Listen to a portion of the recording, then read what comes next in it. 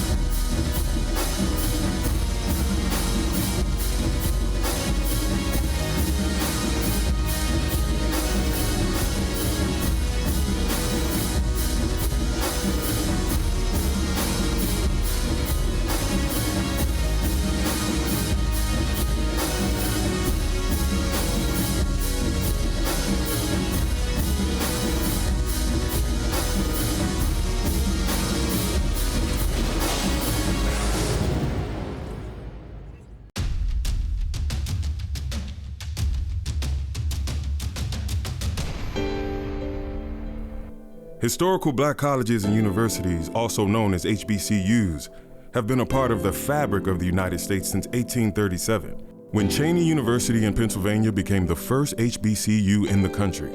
It was one of four before the Civil War, which included the University of the District of Columbia in 1851, Lincoln University in 1854, and Wilberforce University in 1856. Many of the first HBCUs were established to educate the children of formerly enslaved people and train them to teach other black Americans. That meant they served as primary, secondary, and post-secondary educational options for black Americans. After the Civil War, Shaw University was the first HBCU established. Shaw University was also important because it offered a 4-year medical program and was the first to open its doors to women. During this time, many land-grant institutions were established due to the Second Morrill Act in 1890, which was targeted at the former Confederate states. This act required each state to show that race was not an admissions criterion, or else to designate a separate land-grant institution for persons of color.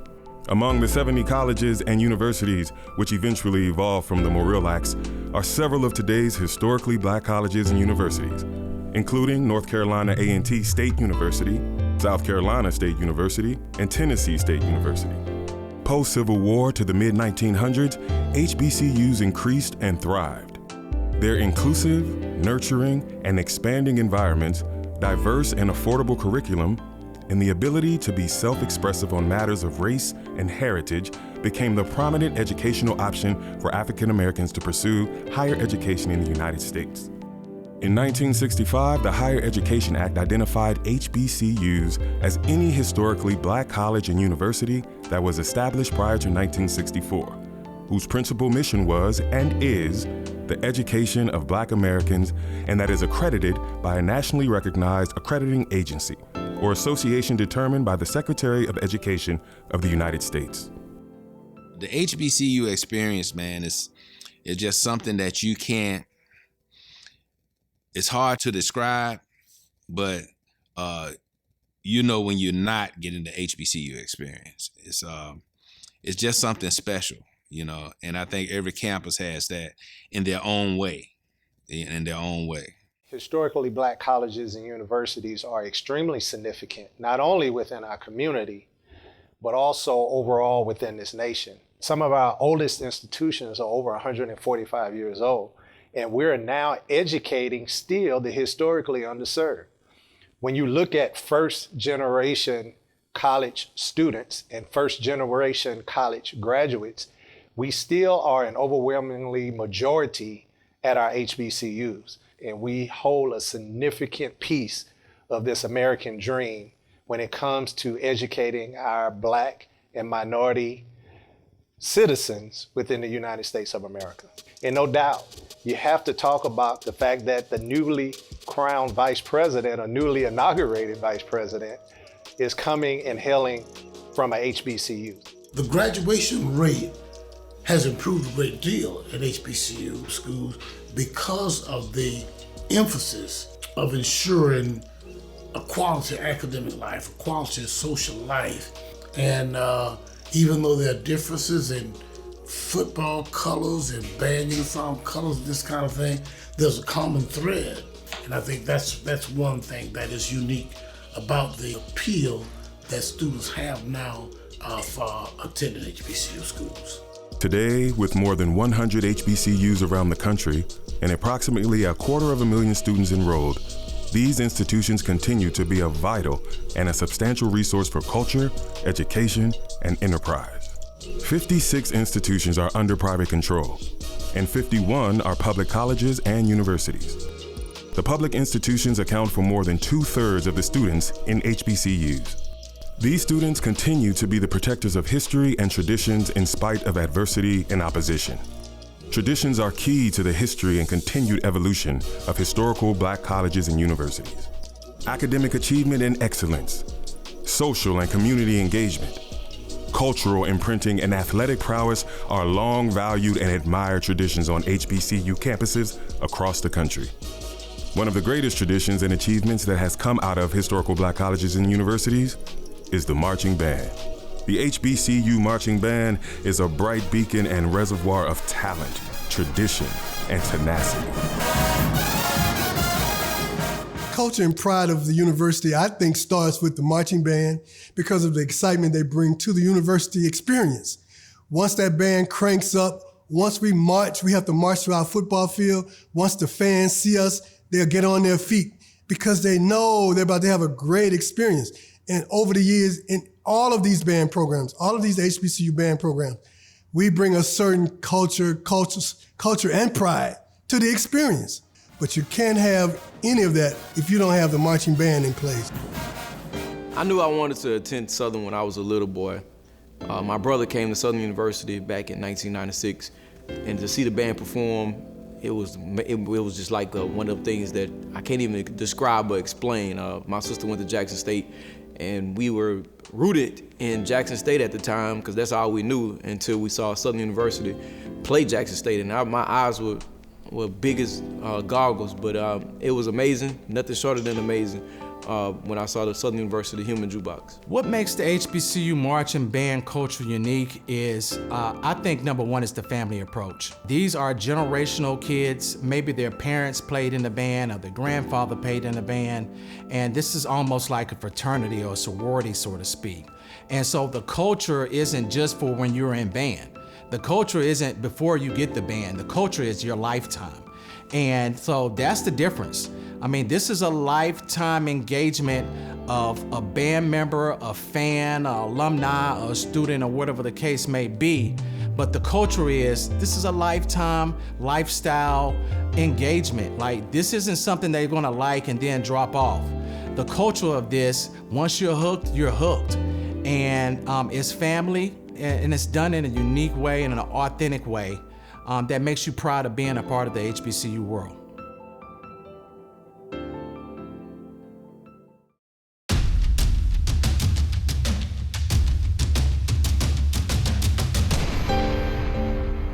The birth of the HBCU marching band can be traced back to the origins of the United States of America.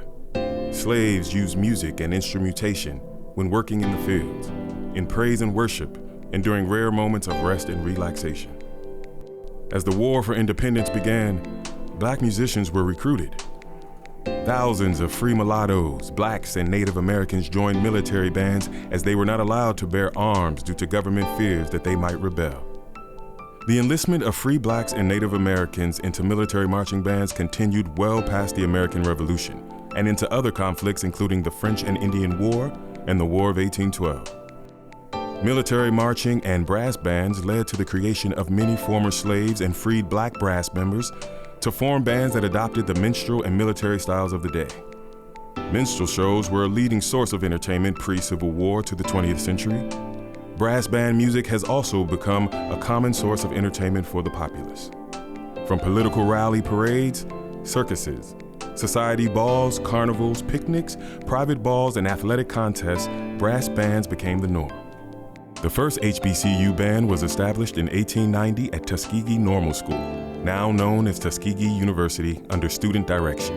In 1907, its first professional director, retired U.S. Army Major Nathaniel Clark Smith, was appointed. The band here at Tuskegee University originated through the ROTC military program at the time, back in 1893. It would lead processions to weekly chapel services. Of course, the band would be on the forefront, and it sort of transitioned into something different. Football games started becoming a little more popular, and they would still do halftime shows in a traditional military fashion. Marching bands at additional historically black colleges and universities followed. Under the early direction of W.C. Handy, a minstrel show musician and composer who often referred to himself as the father of the blues, taught at Alabama A&M University. He began performing popular songs of the day in addition to marches because he didn't like that the university promoted and encouraged the European classical musical style. His approach to music selection later became popular with other HBCUs and primarily white institution bands. The earliest incarnation of the modern HBCU style of marching band, in which the performance had a distinctive style including high stepping style, popular music and dance routines by both bandsmen and auxiliaries, has been traced to Florida A&M University in the 1940s under the direction of Dr. William Patrick Foster. Dr. Foster, first of all, being basically the creator and innovator of the HBCU college bands. He somewhat revolutionized marching bands to include relevancy in terms of dance steps, popular music, Broadway shows, and so Florida A&M set the tone, I think, of what we're doing. He started to develop these techniques. And so he brought them to FAMU in 1946. Dr. Foster planted the seed from Florida A&M University that expanded to others throughout the nation. Beginning in 1952, under the direction of band director Conrad Hutchinson, the Grambling State University Band cultivated a reputation for lavish and intricate performances that was soon copied by many bands at most HBCUs. In 1955, the marching band of Tennessee State University became the first HBCU band to appear on national television during their performance at a Chicago Bears football game. 6 years later, in 1961, the band became the first HBCU band to perform for an inauguration of the President of the United States, when it was assigned to the inaugural parade of John F. Kennedy. The Grambling State University Marching Band provided halftime entertainment at Super Bowl I in 1967, with its performance later named one of the top 10 Super Bowl halftime shows by Sports Illustrated. Today's HBCU marching bands are making statements across the country. They are finally being recognized not only for their artistic achievements, musicianship, and performance, but for their place in creating marching band culture and history. The seeds that were sowed and planted many years ago have now become the standard and not the exception. They are now sought after for major events and television programs, from the Super Bowl, Rose Bowl, Macy's Thanksgiving Parade, the Bastille Celebration in France, the Ellen DeGeneres Show, and presidential inaugural parades. We see many traditional marching band programs imitating and duplicating what HBCU marching bands have been doing for years. Now that they are being celebrated and recognized both nationally and internationally, many programs still struggle for financial support. HBCU marching bands are still in need of support for sustainability. The marching program at HBCUs are an avenue for many students to get a higher education. For some, even a scholarship. That would probably not be possible or attainable if not for their personal musical ability and HBCU marching bands. The bands have a great influence on young kids too in the community. A large number of students would not be in school if it were not for the band.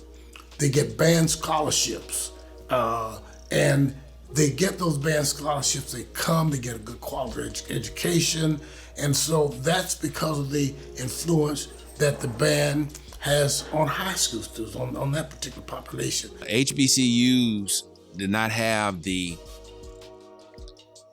public reputation that they have now. We were looked upon as being inferior. The bands were looked upon as being inferior. You know, they did not recognize talent. They did not recognize organization, show design, choreography, and anything.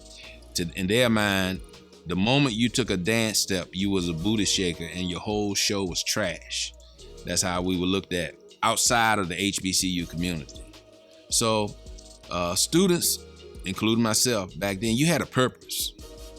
Your purpose was to go out there and prove all the stereotypes that other races had about us. We had to be the example to prove them wrong. At every place, we've got a standing ovation after halftime. And when we're leaving the stadium, people are just walking up to me and the students. That's one of the best bands that I've ever seen. We have to make sure that we keep that purpose alive and keep making sure that every time we go out, especially in an arena that's not all of our people, that we put our best foot forward so that we can dispel a lot of those images and those stigmas that they have about HBCU bands. Local, national, and international parades. There's a trend toward, let's make sure that we have HBCU representatives there. You look at the Rose Bowl, you look at the Mason Day Parade, and you see high schools, you see black high schools, you see HBCU marching band from HBCU schools in those parades. And so it just shows the kind of influence that the bands have on that national level.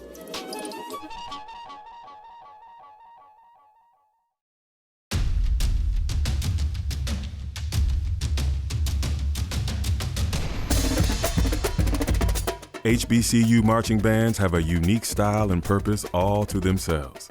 You can say that they have their own culture within every campus. Each band is meticulous in their preparation. Hard work is essential for success. To be the best, you must practice hard, play hard, and perform hard. The band camp starts usually the first week in August, and that's a daily routine. Marching fundamentals are covered. We talk about playing the instruments and what to do, how to play that instrument, how to go about playing it the right way, that kind of thing. So we'll do that for at least a 2-week period. Once we get through those 2 weeks, we'll start working on a show design. Fundamentals first, then we'll start working on shows. All we ask is that you sit down and you listen to the directors and be ready to go. That's every time we say, let's go, you're ready. Every time we say, let's play, you're ready. A day in the life of being a drum major and a leader in the band it's like a nonstop job, you know. It consists of preparing music, just making sure that everything is in order, and just aiding in the overall flow of practice wherever I'm needed and communicating between the directors and other student leaders throughout the organization. These dedicated young men and women know that by putting on the band uniform, you are not just honoring your community and school, but you are a part of a continued legacy that has inspired and thrived for well over a century. The HBCU marching band has been and will always be a symbol that sets a high bar for academic, social, musicianship, and performance excellence. I knew that I wanted to be drum major probably the first time I saw the band perform a halftime show live. I remember sitting there in Mumford and I was like, hey, I want to be that guy. HBCU marching bands have a huge impact on our schools. You hear students say all the time, I came to Southern University for the human jukebox, and they're not even in the band. They just like the band program. So I think the HBCU bands have a huge impact on students' decisions to come to HBCUs. Often imitated but never duplicated is a rally cry of HBCU marching bands in the various departments within a band.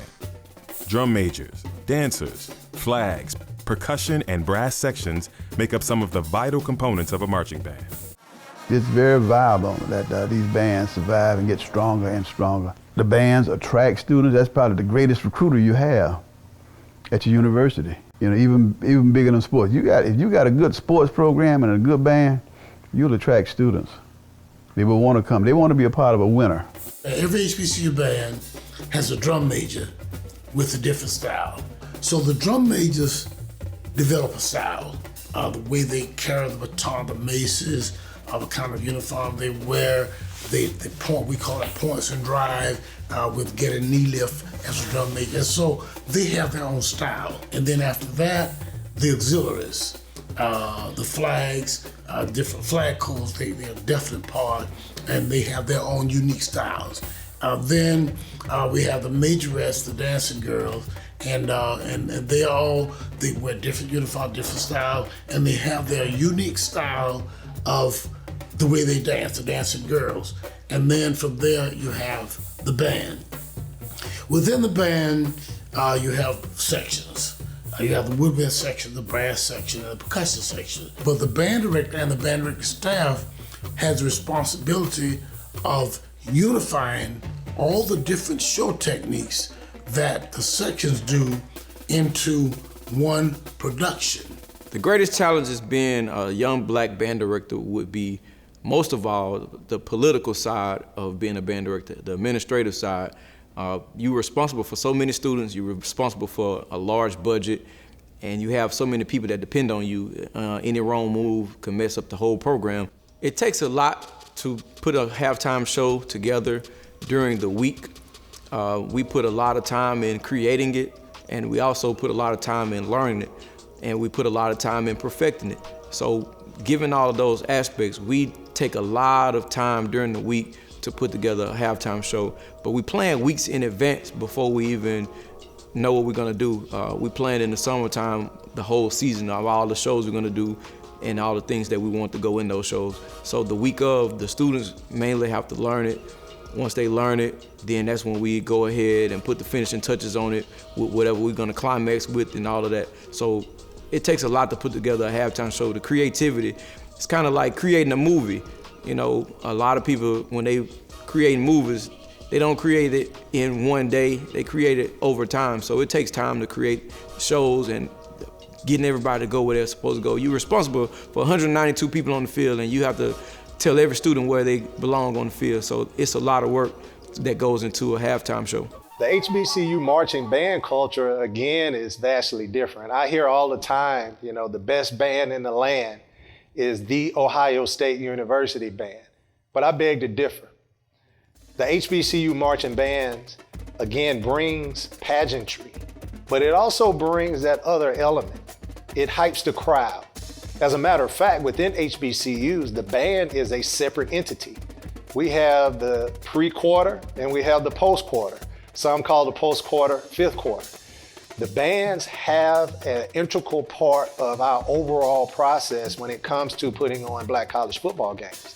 Crowds come to see the band as well as they come to see the football. So when you start talking about the songs, how they take songs immediately from the radio and turn them into a band song, and the entire crowd is rocking to what that current song is. To adopt songs, for example, Jackson State, Talking Out of Side of Your Neck, Get Ready. When you're talking about Texas Southern University, Ocean of Soul, where they take Drake and DJ Screw, and that's their theme song. And you could go on and on and on. The crowd participates, the football team feels the energy, and the entire participation of the band and the football team is something that is of value to all of the fans that are in attendance. But it's not just the football games, it's the pep rallies, it's the basketball games, it's the entire environment that the band brings to the table. Quite often, bands will practice. They will walk up and down campus. Crowds assimilate just to be close to the band. When you look at Twitter followers, when you look at Instagram followers, the band pages have more followers than just band. They have athletics, they have players, and they have bands. So when you add all of their numbers up, their numbers are more than the overall athletic pages. That is how important the bands are to HBCUs, and I can tell you they will continue to be an integral part of what we do because they are so important and they are so popular.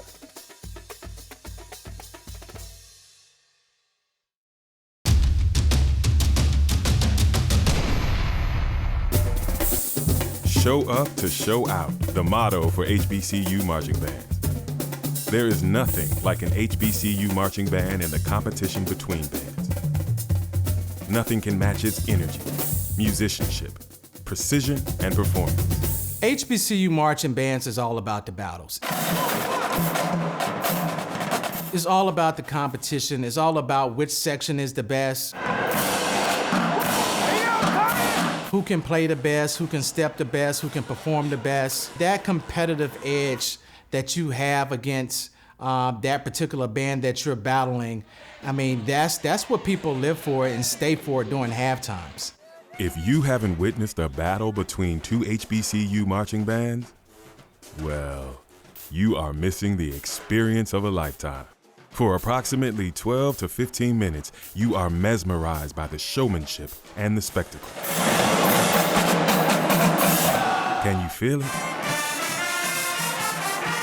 Do you see it?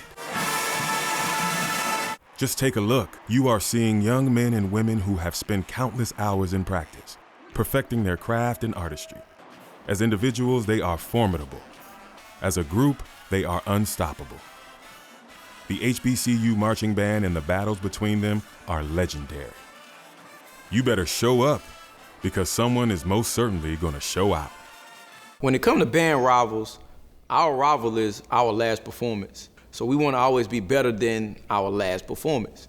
So when it comes to who our rival is, we are our rival. When it comes to battle of bands, we don't look to go competition to be something that's going to take us down. We go to say, hey, if we be defeated, it's going to be because of us.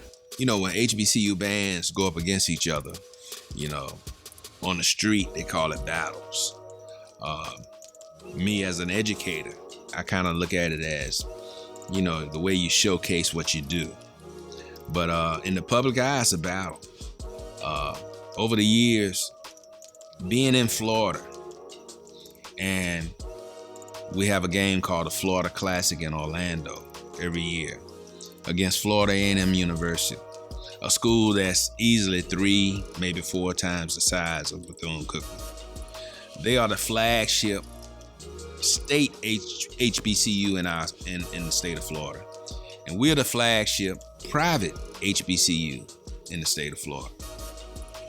And this is a game that in its heyday probably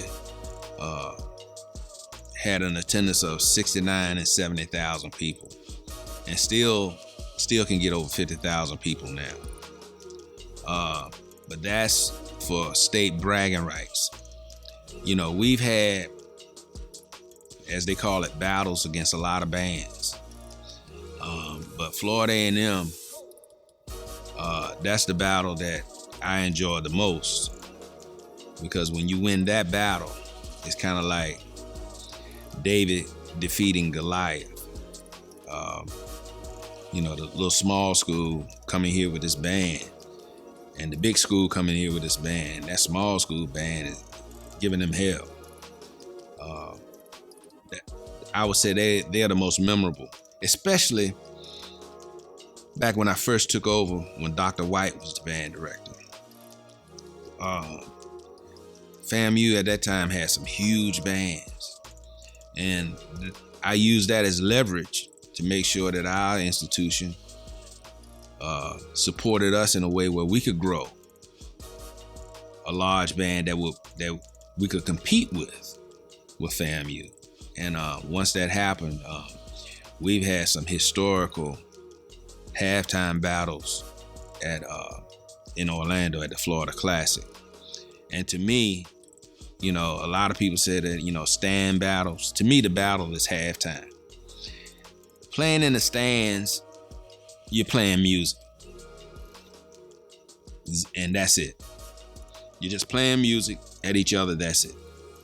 And most of the time, we're just trying, one band is just trying to play louder than the other one. But when you talk about a halftime show, you're talking about the pageantry, show design, drill making, the flow and continuity of the show, the entertainment value.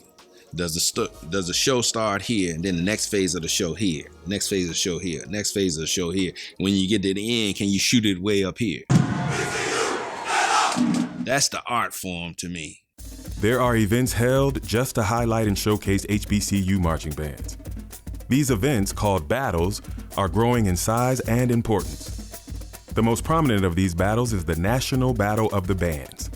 This event takes place in Houston, Texas, to over 50,000 fans. The National Battle of the Bands is a product of giving back to HBCUs and their band programs. Scholarships are essential to the academic and productivity of the HBCU marching band program. Corporate, alumni, and community support is necessary to continue to bring the excellence we expect from HBCU marching bands. We first started the Queen City Battle of the Bands in 2010. An opportunity came on for us to expand and grow the business. And we had a great opportunity that was presented to us from Harris County Houston Sports Authority in relocating the Battle of the Bands from Charlotte to Houston. And really, it helped propel us to the next level as far as engagement, corporate support, city support, government support, state funding, that really fueled our program to grow to the next level. That helped lay the foundation for our scholarship giving to increase. And that was the sole purpose of what we were doing. Can you imagine where we would be without HBCU marching bands at football games or stadiums across the country? As it has been said, it's like going to church without a choir, like going to a concert without speakers, like a club without a DJ.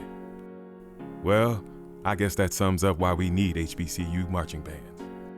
Within the HBCU arena, bands have been battling since the first day that bands have been initiated. We've had additional box office movies that have been made about HBCU Battle of the Bands. One where Nick Cannon starred in the movie. So it's been something that people have been extremely interested in, and it continues to be something that people have been interested in.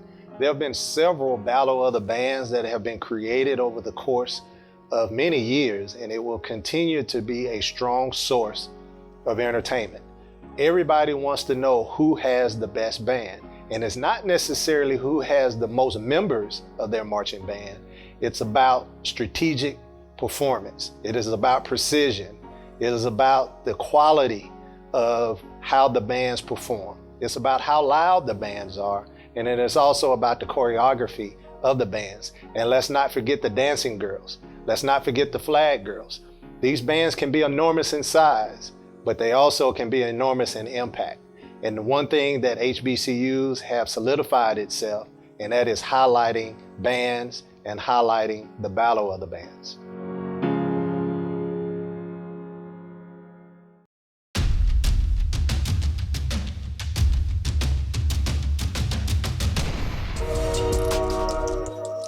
For 131 years, the HBCU marching band has had a rich tradition of pageantry, musicianship, and purpose. The future of HBCU marching band is very bright. I see the bands getting better and better. I see more students want to be a part of the bands, and I also see the professionalism of all of the directors in the HBCU culture. The path has been laid before us. We have crossed many roads to achieve and to lead. The past has taught us that patience will bring about success and recognition. HBCU marching bands are cultural, they're family. I got introduced into the historical Black college and university band world through my family and through my dad at a very young age.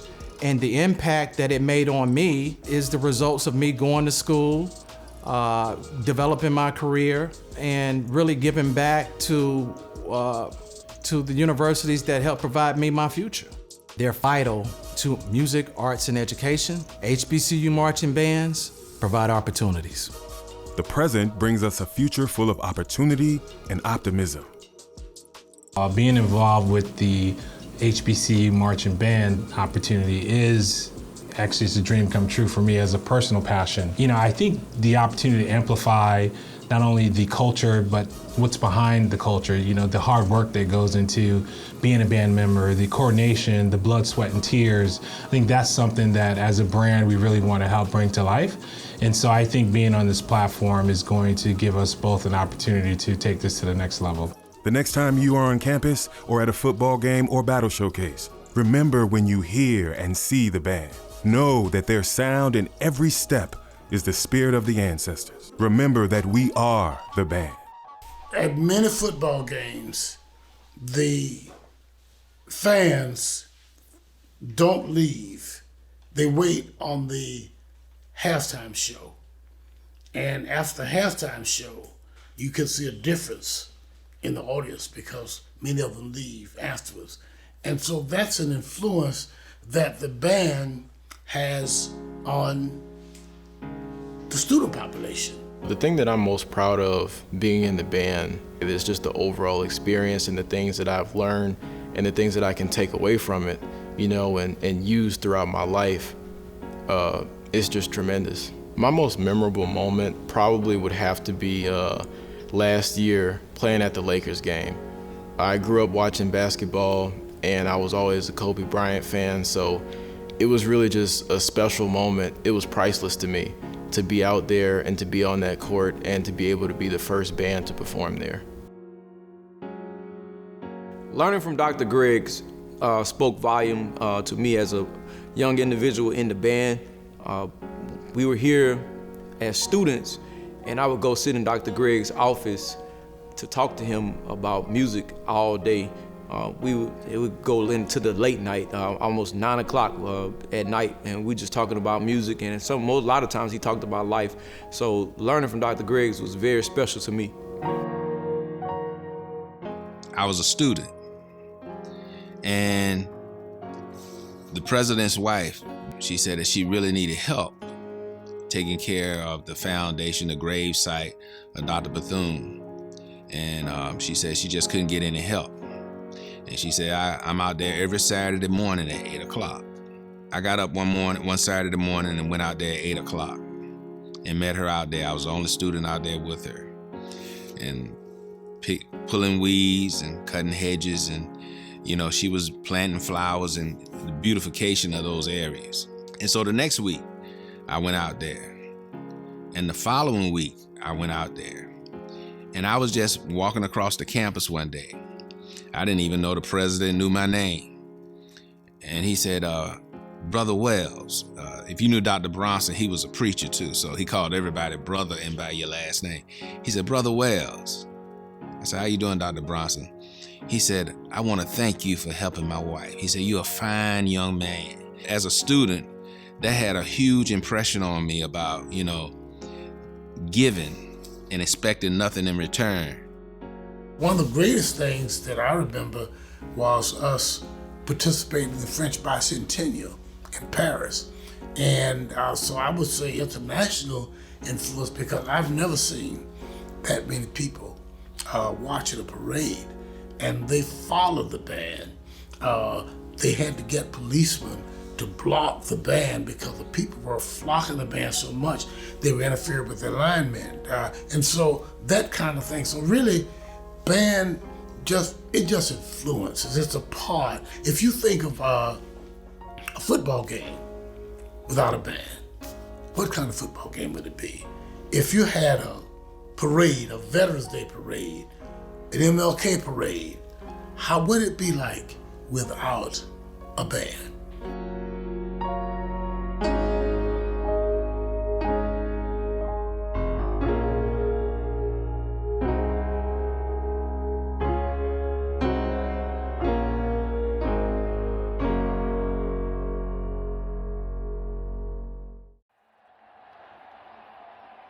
The National Battle of the Bands salute HBCU marching bands. You are forever unmatchable, forever undefeatable, forever undeniable.